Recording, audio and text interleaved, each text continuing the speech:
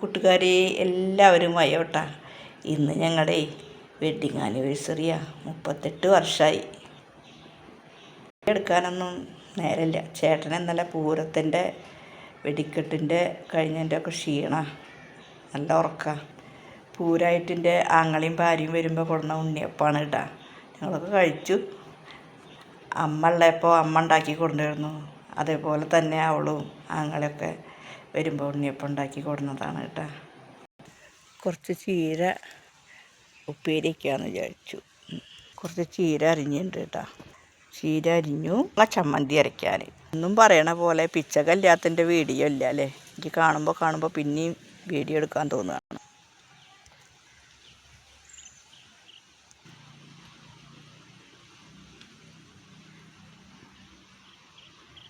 നമുക്ക് കുറച്ച് വയലറ്റ് മുളക് ചമ്മന്തി അരയ്ക്കാൻ പൊട്ടിച്ചാലോ.